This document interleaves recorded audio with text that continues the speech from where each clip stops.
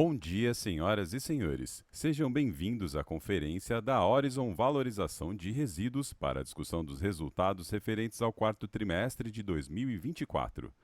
Esta conferência está sendo gravada e o replay poderá ser acessado no site da companhia em ri.horizonvr.com.br. A apresentação também está disponível para download na central de resultados do site de RI da companhia.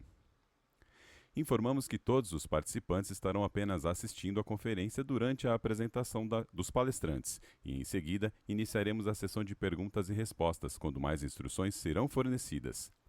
Antes de prosseguir, aproveito para reforçar que as declarações prospectivas têm como base as crenças e suposições da administração da Horizon VR e as informações atuais disponíveis para a companhia. Essas declarações podem envolver riscos e incertezas, tendo em vista que dizem respeito a eventos futuros e, portanto, dependem de circunstâncias que podem ou não ocorrer. Investidores, analistas e jornalistas devem levar em conta que eventos relacionados ao ambiente macroeconômico, ao segmento e a outros fatores podem fazer com que os resultados sejam materialmente diferentes daqueles expressos nas respectivas declarações prospectivas. Estão presentes nessa conferência o Sr. Milton Pilão, diretor-presidente da Horizon, e o Sr. Leonardo Santos, diretor financeiro de Relações com Investidores. Gostaria agora de passar a palavra ao Sr. Milton Pilão, que dará início à apresentação. Por favor, Sr. Pilão, pode prosseguir. Bom dia a todos, obrigado pela audiência. Estou aqui eu e o Léo, nosso CFO, para apresentar os resultados aí do quarto TRI de 2024, bem como o fechamento do ano de 2024. Léo, vamos passar primeiro aí pelos destaques. Acho que o primeiro ponto dos destaques que a gente tem a comentar é o ganho real de preço de destinação da ordem de 9%, né? A gente vem falando isso há um bom tempo, que os preços de destinação final, os preços de gate fee para aterros no Brasil, vem seguindo um caminho de buscar os preços de patamares mundiais, nós estamos muito longe ainda. Então, esses ganhos reais de preço acima da inflação, como a gente fez no quarto TRI, aí, com 9% year to year, deverão continuar acontecendo nos nossos preços de gate fee, como aconteceram aí no quarto TRI, o que traz, obviamente, um resultado direto nas nossas margens. Vocês veem, o nosso preço aumentou 9%, as margens year to year aumentaram da ordem de 8% em gross margin também nessa divisão.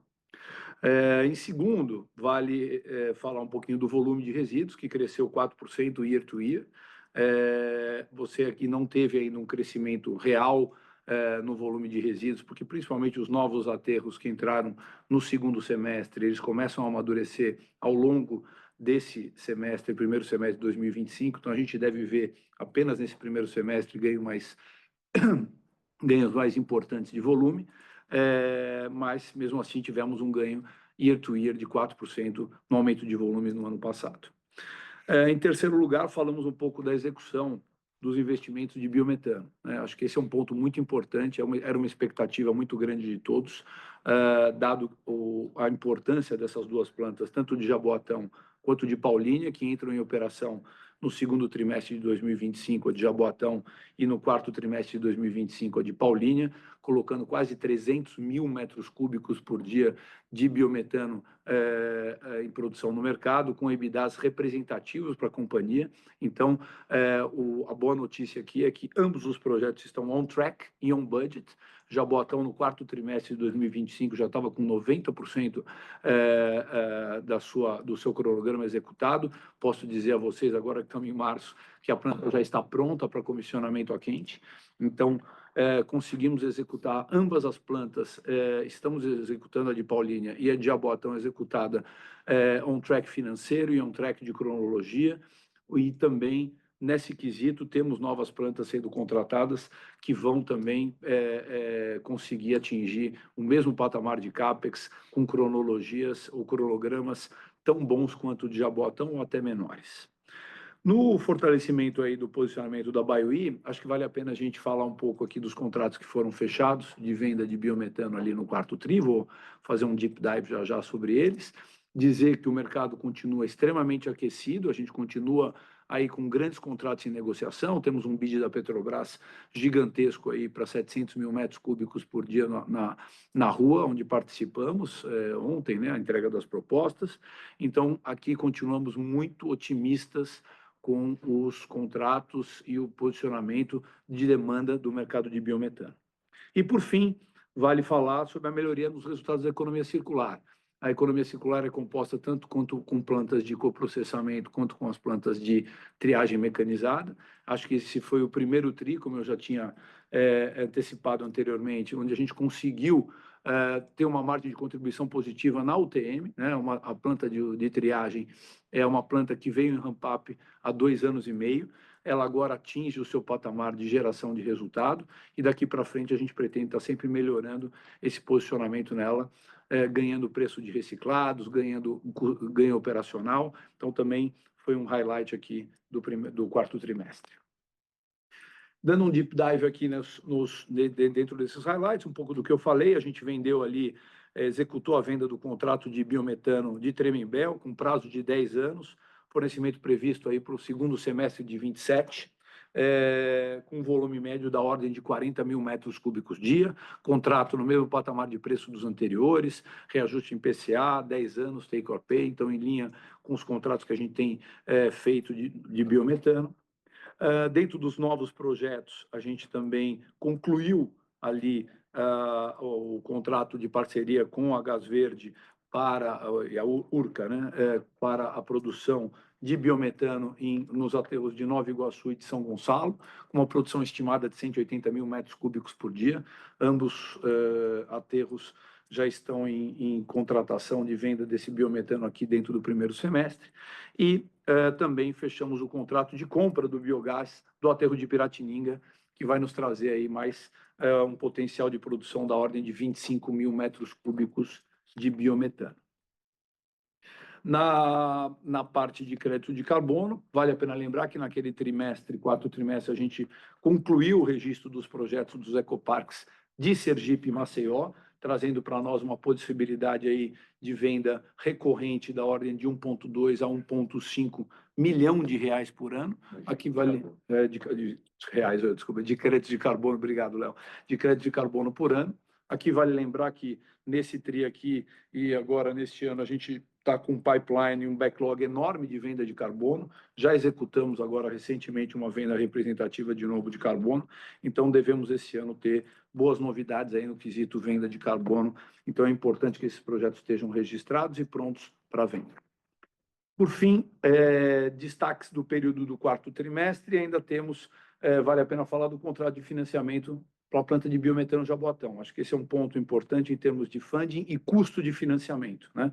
Nós conseguimos aí o primeiro desembolso da planta de Jaboatão, 267 milhões de reais, prazo de 15 anos, com uma taxa de IPCA mais 3,3% ao ano.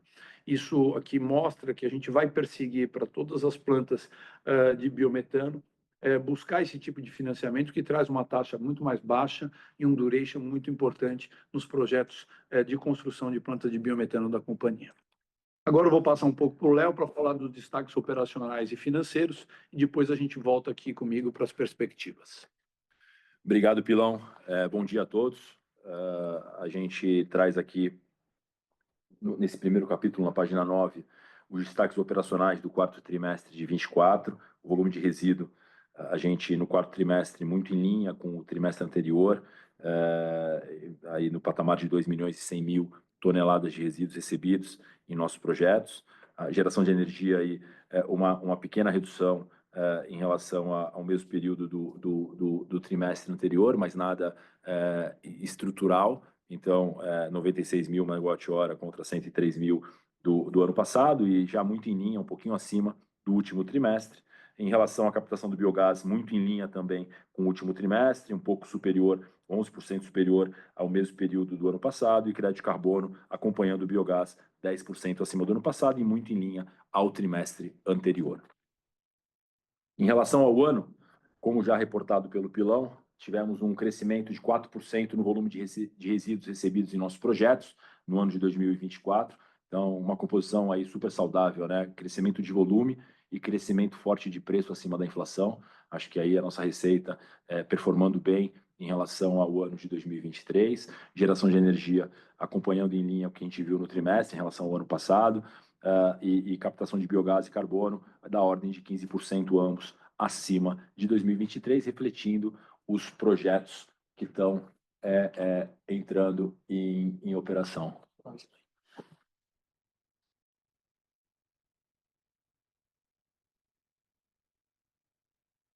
No que tange aos destaques financeiros, a receita líquida da companhia acompanhando o crescimento de preço que a gente verificou e também a melhora de receita nas frentes de energia, biogás e biometano. Então, estamos falando aí de um crescimento de receita líquida total no quarto trimestre de 16%, 230 milhões no trimestre versus 198 milhões no mesmo período de 2023. Um lucro bruto e uma margem bruta com ganho relevante, como mencionado pelo Pilão, muito em função do ganho de preço, mas também da reversão dos resultados ou da melhora dos resultados da divisão de economia circular. Então, uma margem bruta de 60,9% contra 51,7% do ano de 2023. Claro que o crédito de carbono, quando você olhar o ano fechado de 2024, vai ter um impacto mais relevante ainda. Então, 140 milhões no quarto trimestre contra 102 milhões no quarto trimestre de 23, e o EBITDA, um ganho de 24% do quarto trimestre de 24 em relação ao quarto trimestre de 23. Até para registrar aqui, e para ficar todo mundo na mesma página, no quarto trimestre de 23, se vocês olharem só o resultado contábil, teve ali eventos não operacionais, né? Teve ali alienação de ativos, reconhecimento de impairment em 23, eu colocando na mesma base 97 contra 78 milhões. Vale a pena ressaltar ainda, nesse quarto trimestre de 23, dois pontos que devem ter chamado a atenção de vocês, investidores, de forma geral. Um deles relacionado ao SG&A. A gente, já vale a pena ressaltar aqui para vocês, né? A gente não teve nada relevante em termos estruturais no nosso SG&A. A gente registrou nesse trimestre gastos relevantes com êxitos de iniciativas estratégicas, refletindo os avanços nas ações setoriais e no fortalecimento do ambiente regulatório. A gente teve decisões importantes ao longo do segundo semestre no que tange ao avanço do framework regulatório do setor. Além disso, a gente teve ainda nesse trimestre despesas relacionadas à consolidação de novos projetos e operações de M&A ao longo do segundo semestre. A gente teve aí as aquisições das térmicas, os aterros do Rio Grande do Norte e do Ceará, bem como os novos projetos de biogás e biometano aí nos ativos do Rio de Janeiro e também nos ativos de terceiros que a gente comprou biogás para gerar biometano ali em 2027. E por fim, a gente tem um aumento no SG&A, esse sim mais atrelado ao amadurecimento dos novos projetos da companhia, investimentos em consultorias especializadas em redesenho organizacional, produtividade, eficiência, e teve uma ampliação do headcount voltado principalmente aos projetos da BioE. Outro ponto que já foi questionado aqui antes do nosso call em relação ao PDD, que a gente apontou ali na linha de outras despesas, acho que vale ressaltar que esse PDD registrado não reflete nenhuma tendência recorrente ou estrutural que nos preocupa. Atualmente, a companhia não tem nenhum caso relevante de inadimplência entre os clientes.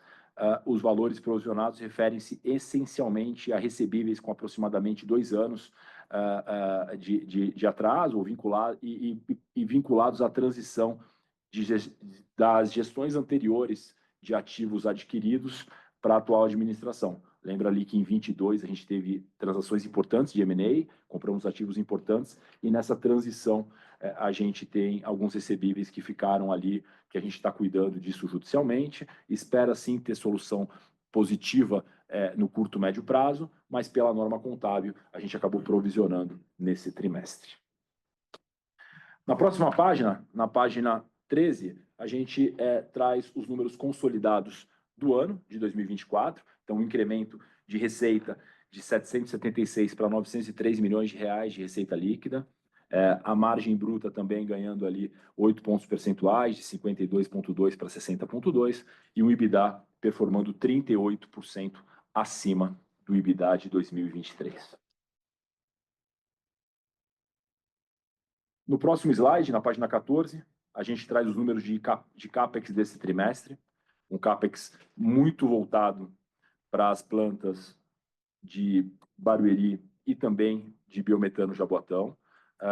Do total de CAPEX de 190 milhões, 177 milhões CAPEX de expansão, de crescimento, manutenção 13 milhões de reais. Aqui embaixo, embaixo da tabela, a gente destaca alguns itens de investimento ao longo do quarto trimestre de 24.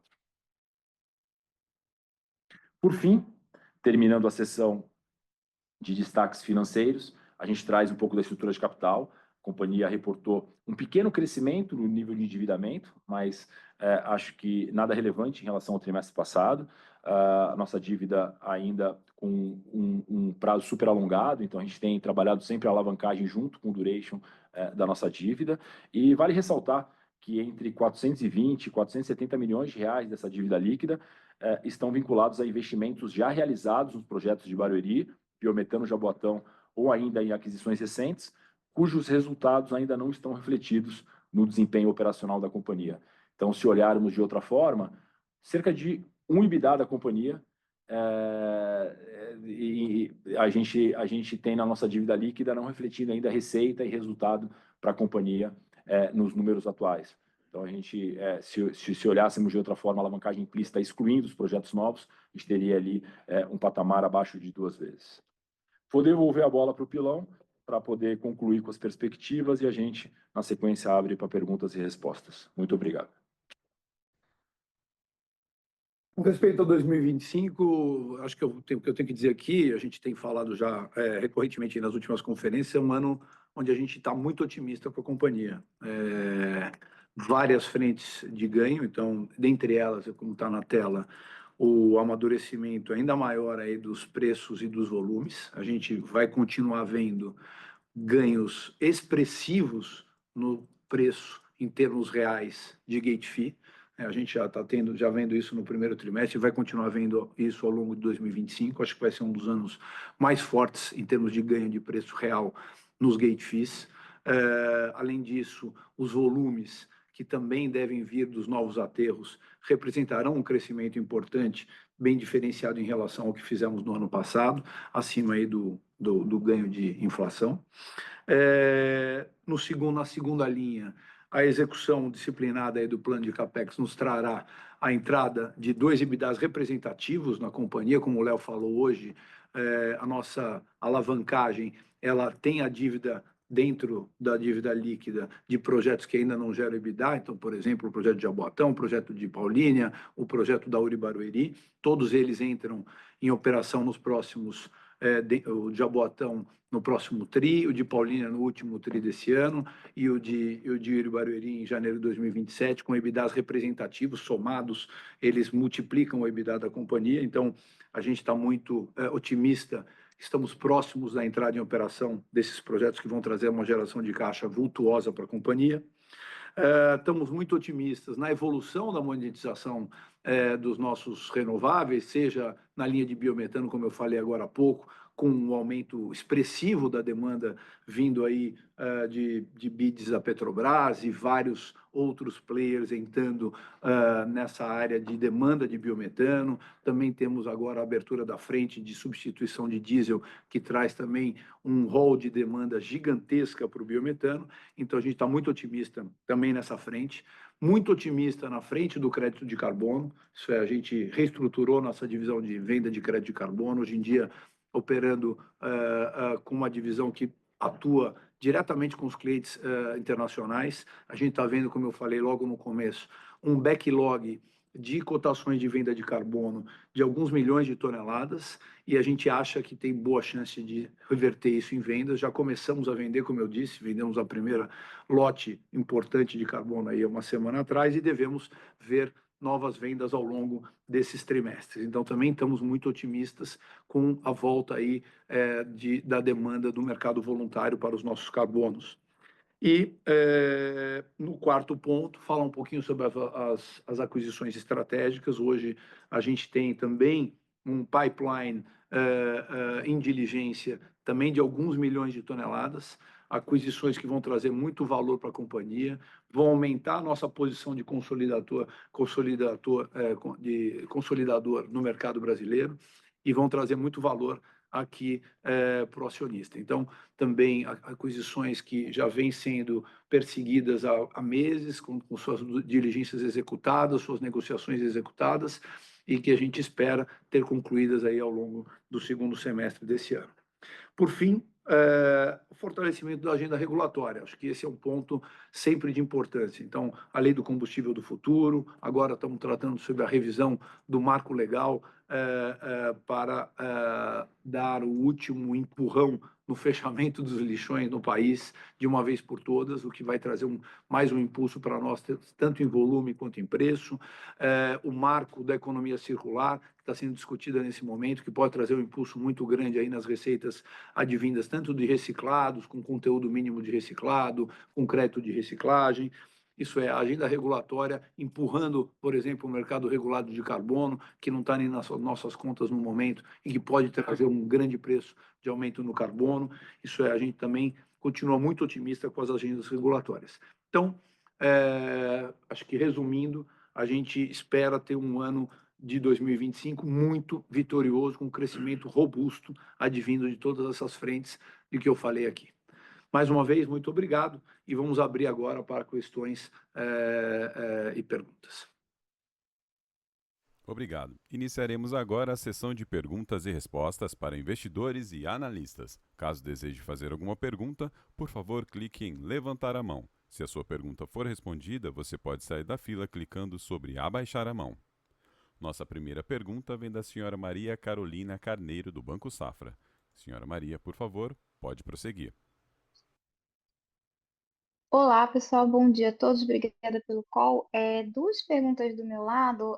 Obrigada, vocês até já endereçaram a questão do SG&A, mas aqui a gente vendo que vocês têm alguns ativos a desenvolver ainda, né, principalmente na linha de biometano, é mais para saber se a gente deve considerar esse patamar em especial do quarto TRI como um patamar mais próximo da realidade, pelo menos enquanto os projetos estiverem desenvolvidos, ou se não.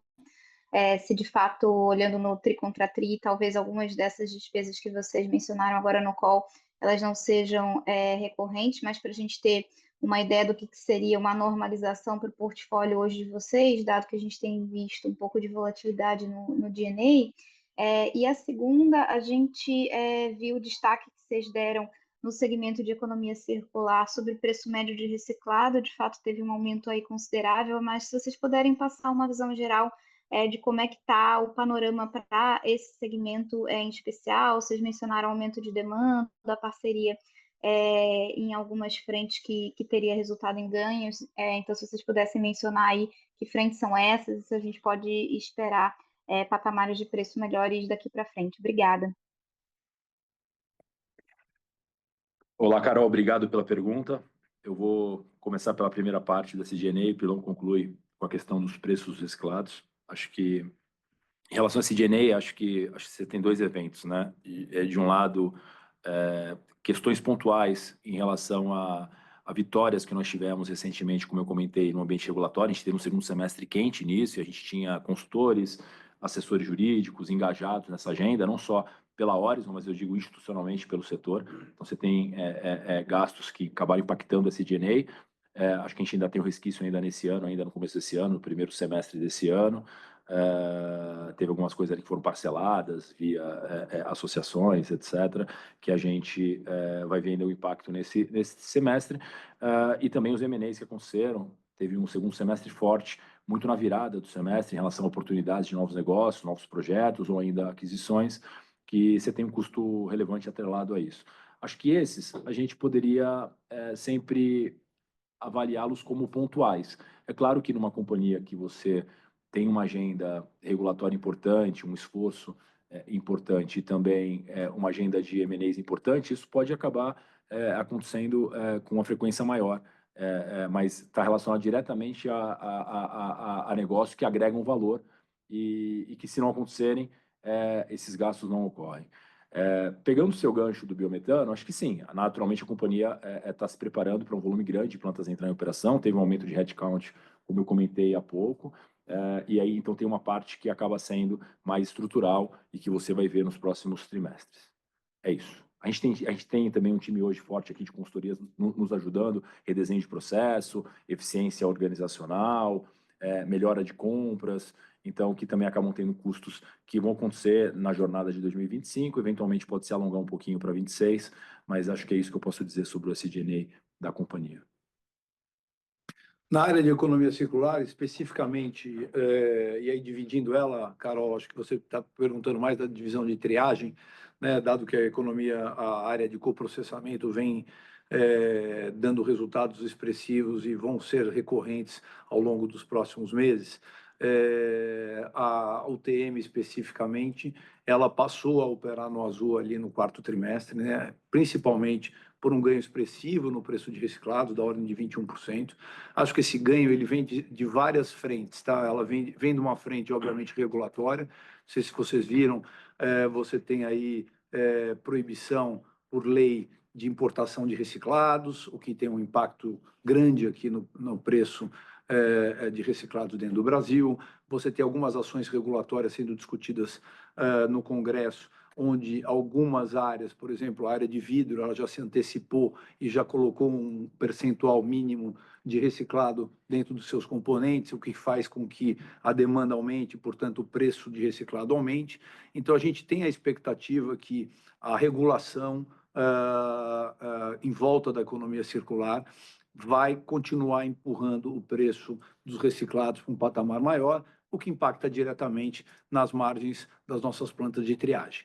E, em paralelo a isso, acho que vocês vão poder ver dentro desse ano aqui algumas novidades interessantes. A gente, para as novas plantas, está trazendo uma nova modalidade, que é a modalidade utilizada na Europa, que é um gate fee pago pelo gerador de resíduos, um gate fee extra pago para triagem para os resíduos que são triados na planta, o que também vai trazer aí uma bancabilidade, uma financiabilidade muito maior a esse tipo de projeto. Vocês devem ver o primeiro projeto dessa modalidade está saindo agora dentro do segundo trimestre, e aí, ele dando certo, a gente deve replicar esse modelo também para próximas UTMs, o que vai também fortalecer o resultado nessa divisão. Perfeito, obrigada, pessoal. Obrigado. Nossa próxima pergunta vem do senhor João Pedro Herrero, do Santander. Senhor João, seu microfone está liberado. Bom dia, pessoal, tudo bem? Obrigado por aceitarem minha pergunta. 2 pontos aqui do meu lado. Eu queria saber se vocês podem falar um pouco sobre a expectativa para o leilão da Petrobras, se vocês têm alguma referência de volume que a gente pode esperar de venda no leilão ou alguma coisa assim. E, além disso, eu queria saber se vocês podem dar um pouco mais de detalhe sobre a trajetória daqui para frente do CAPEX do segmento de tratamento e destinação. Se isso deve continuar em níveis parecidos, em reais por tonelada, ou se a gente pode ver uma diminuição ou até um aumento dessa linha. Obrigado. Olá, João Pedro. Obrigado pelas perguntas. Acho que começando pela parte do leilão, a gente acho que o Pilon já adiantou que a gente está olhando com muito bons olhos o chamamento público. A gente não pode aqui te antecipar em relação a volumes que a gente participou, que a gente está aplicando, ou ainda patamares de preço, naturalmente, mas acho que o leilão ele se encaixa perfeitamente a alguns projetos que a gente tem, ou boa parte dos projetos que a gente tem disponíveis com molécula disponível no curto, médio prazo. Então, a gente está muito otimista e a gente vê de forma super positiva. Em relação ao nível de CAPEX, acho que se você olhar o ano de 2024 em tratamento de destinação final, você não deveria fugir muito do patamar, você pode ter alguma coisa ou outra. Iniciativas pontuais que a gente destaca, por exemplo, o tratamento de chorume, que acontece pontualmente, você não tem, ou de expansão, que você vai ter que olhar conforme o plano de avanço do aterro. Na linha de manutenção, você sim tem uma visão mais clara daquilo que vai ser recorrente, e de expansão vale a pena você observar conforme o crescimento dos ativos. A gente pode eventualmente fazer uma sessão te dando um pouco de cor, eventualmente algumas visitas, se você, enfim, sinta-se convidado para conhecer nossas operações, para enxergar o quanto isso pode ter variação no médio e longo prazo. Acho que a parte de manutenção você tem uma boa foto, a parte de expansão vale observar questões pontuais como o tratamento de chorume, ou ainda iniciativas específicas que você teve em ativos. Ano passado, por exemplo, você teve, até virou público, a gente acabou publicando em redes sociais, uma expansão importante em Itapevi, aqui na Grande São Paulo, que teve um capex relevante atrelado àquela expansão que ganhou bastante vida útil. Então, acho que vale a pena observar isso na hora de modelar, na hora de projetar isso daqui para frente.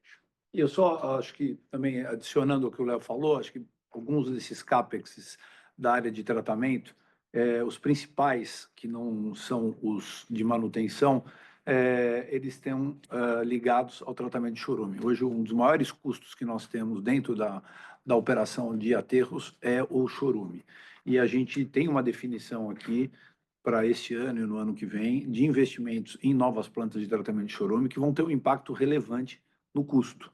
A gente vai conseguir, com esses investimentos, ter impactos vindos no OPEX por tonelada de resíduos muito grandes, dado que o chorume hoje tem uma grande representatividade no custo de operação dos aterros. Então, são investimentos que estão sendo feitos nesse momento, nessa divisão, e que gerarão economias no custo por tonelada de operação de aterros futuramente. Super claro, muito obrigado, pessoal. Obrigado. A próxima pergunta vem do senhor Mário Obeto, do Banco Safra. Senhor Mário, por favor, pode prosseguir.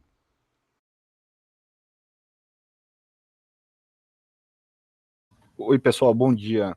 Obrigado pela oportunidade de fazer pergunta. Eu tenho duas perguntas aqui do meu lado.